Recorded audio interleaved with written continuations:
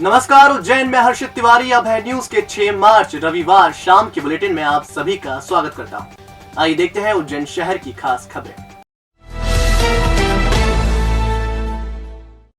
Nagda Unhel road पर रविवार को दर्दनाक हादसा हो गया। एक मारुति वैन चालक ने बाइक सवार को रोन डाला।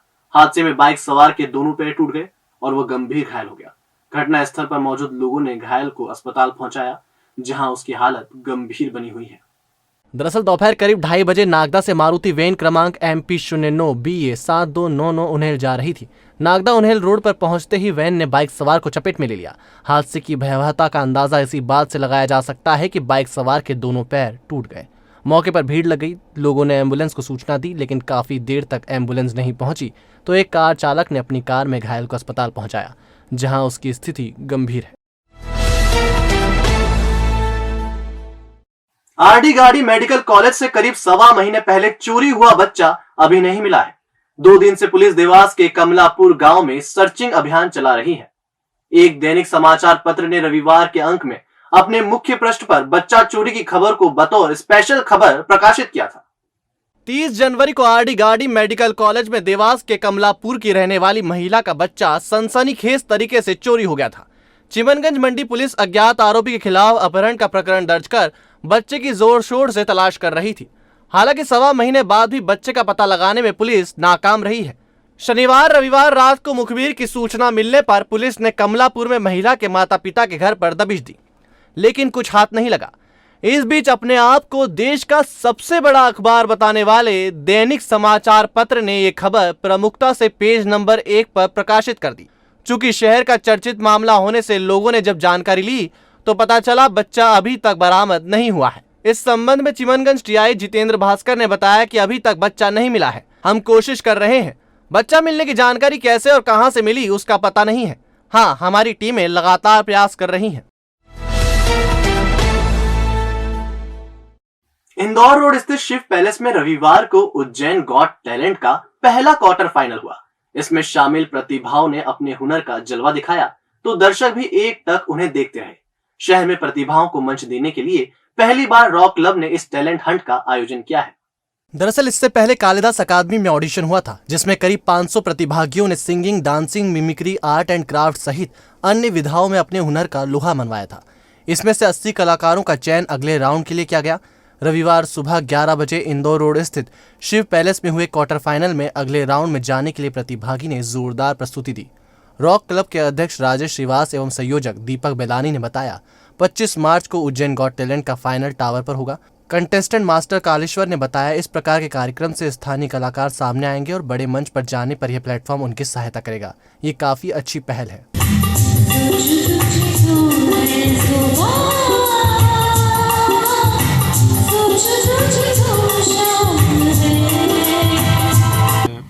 उज्जैन गॉट टैलेंट उज्जैन में ऐसा प्रोग्राम पहली बार होने जा रहा है, जिसमें सारी विधाएं एक मंच पर एकत्रित हो रही हैं और इसमें हमारे उज्जैन के आसपास के गांव के जो कलाकार हैं, जिनको मंच नहीं मिलता है, उन लोगों को इस माध्यम से मंच मिलेगा और आगे अपने शहर से, अपने गांव से ही लोग आगे जाते हैं, इंडिया गॉट टैलेंट में जाएंगे और बड़े बड़े शहरों में जाते हैं।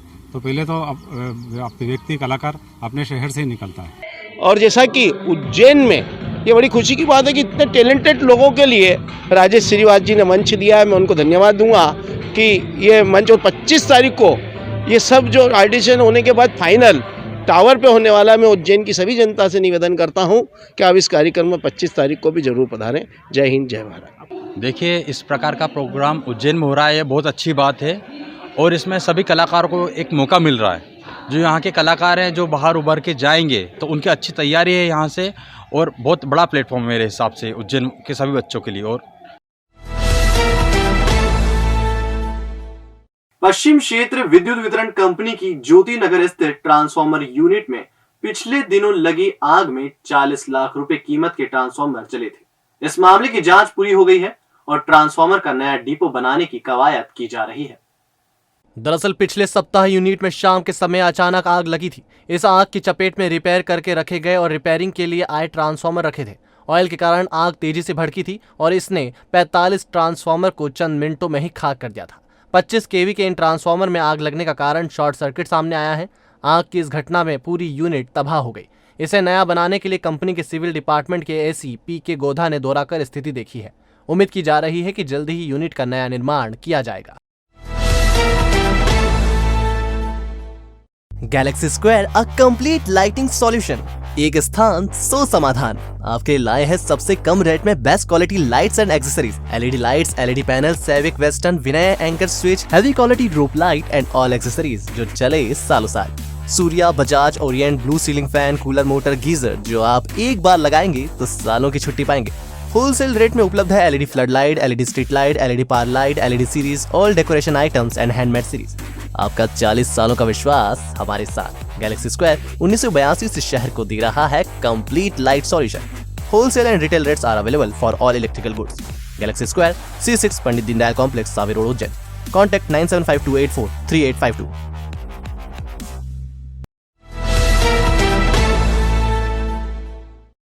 जयसिंहपुरा कलाली में जेब कट एक सब्जी विक्रेता का मोबाइल चुरा रहे थे।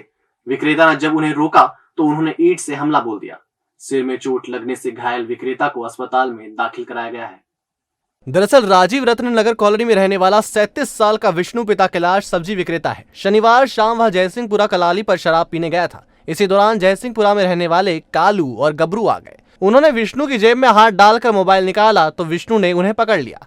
रंगे हाथ पकड़ाए कालू और गबरू ने विष्णु के सिर पर ईंट मार दी और उसे घायल कर दिया। पुलिस ने विष्णु की रिपोर्ट पर मुकदमा दर्ज कर लिया है। कुछ चोट, मोबाइल चुरा लिया मेरा, तो मैंने ऑब्जेक्शन उठाया तो मारा कोटी करने लग गए।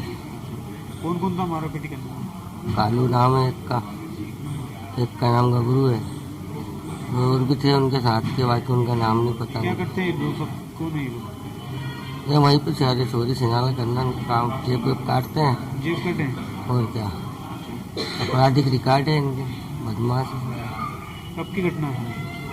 रात को कहाँ पर हुई घटना? किस जगह पर हुई? 10 साढ़े 10 बजे जयसिंहपुर ही कलाली।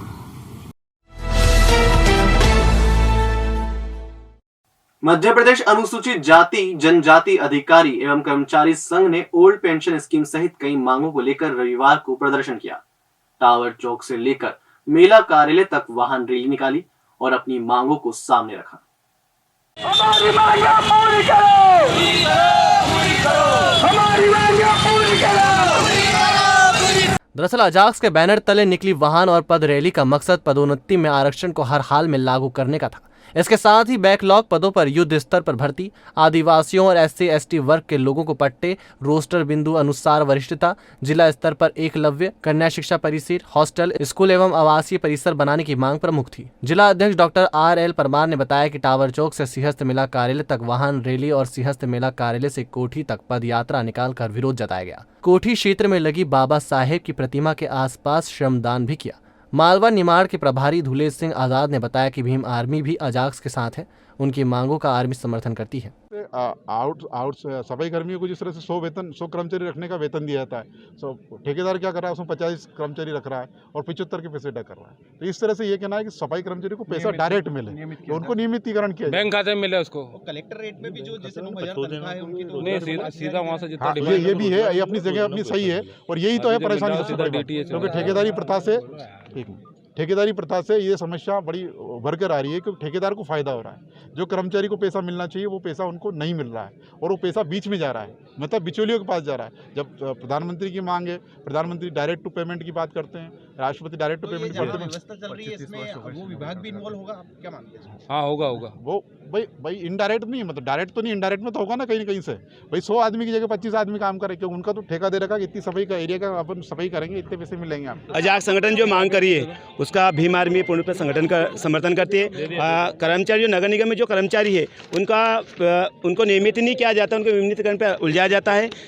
आरक्षण में प्रमोशन वो लागू नहीं कर रही सरकार। पुरानी पेंशन आपको पता होना चाहिए कि गाँव में किसान की जमीन और कर्मचारी की पेंशन दोनों उसकी जीवन रोजी के आधार होते हैं। तो सरकार ने पेंशन बंद कर दी, जबकि अन्य राज्यों में चालू करी है। क्या मध्य प्रदेश दूसरे राज्य में आता है? मध्य प्रदेश भी हमारा भारत का संविधान से चलता है, तो मध्य प्रदेश सरकार भी जल्द पुरानी पेंशन लागू करे और कर्मचारी अधिकारी जो प्रमोशन में जो आरक्षण रोक रखा है वो लागू करे। कहीं ना कहीं सुप्रीम कोर्ट में बैठे हुए लोग जिनकी जातिगत मानसिकता की नौकरशाही कह सकते हैं, उनको ये हजम नहीं हो रही, क्योंकि ये SC ST के लोग अगर कलेक्टर बन जाएंगे तो उनको सलामी ठोकनी पड़ेगी। कहीं ना कहीं उनकी मंशा रही है। मैं उनकी भावना को कदर करता हूँ, लेकिन सरकार ज़्यादा दिन तक ये नहीं रख पाएगी। हमें बहुत जल्द इसके लिए अगर मांगे नहीं मानी जाती है तो पूरी भीमार में आ जाए पूरे जो SC ST OBC सब संगठन, इसमें सफाई कर्मचारी, वाल्मीकि समाज, सारे संगठन मिलकर भोपाल में एक बहुत बड़ा आंदोलन करेंगे। शहर में भी पुरानी पेंशन बहाली का मुद्दा उठ गया है। आजाद अध्यापक शिक्षक संघ ने अपनी 12 सूत्रीय मांगों में पुरानी पेंशन स्कीम की बहाली की मांग की। उन्होंने SDM को ज्ञापन सौंपा। दरअसल आजाद अध्यापक शिक्षक संघ ने ज्ञापन सौंपने के दौरान नेताओं की पेंशन पर आपत्ति ली। कर्मचारी नेताओं का कहना था कि नेता 3-3 पेंशन लेते हैं, लेकिन आम कर्मचारी को पुरानी पेंशन नहीं दी जा रही है। जिला अध्यक्ष देवेंद्र महेश्वरी ने बताया कि 12 सूत्रीय मांगों में पुरानी पेंशन बहाली की मांग प्रमुख है। इसके अलावा अनुकंपा नियुक्ति, क्रमोन्नत वेतनमान, समयमान वेतनमान, गुरुजी संवर्ग को अध्यापक शिक्षक संवर्ग, अध्यापकों की वरिष्ठता, अध्यापकों को केंद्र सरकार समान महंगाई भत्ता देने की मांग प्रमुख है। महेश्वरी ने बताया कि हमने समस्याओं का निराकरण और मांगों को जल्द से जल्द पूरा करने की मांग की है। जुर्म की टक्कर में अध्यापक शिक्षक संघ जिंदाबाद जिंदाबाद। 2004 के बाद जो पेंशन बंद करी गई थी देश के अंदर, आज कई कर्मचारी ऐसे हैं जिनके परिवार में जो कमाने वाले थे वो शांत हो गए। बेचारे परिवार वाले भीख मांगने के कगार पे हैं और नेताओं को 3-3 पेंशन, उनके मंत्रियों को 4-4 पेंशन। ये जब सरकार को घाटा हो रहा था तो वो क्यों ले रहे हैं? इसलिए अभी शासन को ध्यान देना चाहिए और कर्मचारियों को खुश रखना चाहिए। कर्मचारियों से ही देश और दुनिया चलेगी। जय हिंद, जय भारत। और अब खबरें दे दनादन। अंतर्राष्ट्रीय महिला दिवस के उपलक्ष्य में उज्जैन रक्त संचार परिवार ने अंबेडकर भवन में रक्तदान शिविर रविवार को आयोजित किया। इसमें 30 महिलाओं ने रक्तदान किया। कार्यक्रम की अतिथि जेल अधीक्षक उषा राज ने कहा कि महिला शक्ति ने रक्तदान कर मिसाल कायम की है। और मैं तो बहुत गदगद हूँ, बहुत प्रसन्न हूँ कि उज्जैनी रक्त संचार की जो संस्था है उसने इतना बढ़िया काम कर दिखाया है कि ये अमूल्य, इसके लिए कोई शब्द नहीं है। पोलियो से बच्चों को बचाने के लिए रविवार को दवाई पिलाई गई। पहले दिन सेंटर पर दवाई पिलाई गई। सोमवार और मंगलवार को घर घर जाकर दवाई पिलाई जाएगी। कैबिनेट मंत्री मोहन यादव और विधायक पारस जैन भी सेंटर पर पहुंचे और दवाई पिलाई। सेंट्रल जेल में झूला घर का शुभारंभ किया गया। कैबिनेट मंत्री मोहन यादव ने कहा कि जेल में जीरो बजट में बहुत सारे काम किए गए। विधायक पारस जैन भी इस मौके पर उपस्थित थे। यादव ने कहा कि जेल की व्यवस्थाएं उम्दा पाई गई। यहाँ का परिवेश उत्तम पाया गया। खुली जेल की अनुमति हो गई है। अगले महीने भूमि पूजन किया जाएगा। जेल का परिसर बहुत सुंदर किया गया। अलग अलग कलाकृतियों के माध्यम से बाहर बंदियों के परिजन आए तो उनको छाया का शेड और व्यवस्था की गई। इसी प्रकार से अंदर के लिए भी जेल के अंदर हमारे पास में जो अंदर के प्रबंधन है, जिसमें पाठशाला है, फर्नीचर के लिए बनाने की व्यवस्था है, अंदर का सारा व्यवस्था जो एक जेल के परिवार के रूप में होना चाहिए, उज्जैन की गरिमा के हिसाब से पाया गया है। तो आपने देखा हमारा बुलेटिन। आपको हमारा बुलेटिन कैसा लगा, इसका फीडबैक कमेंट सेक्शन में जरूर दीजिएगा। फिर मिलेंगे नए बुलेटिन के साथ। नमस्कार।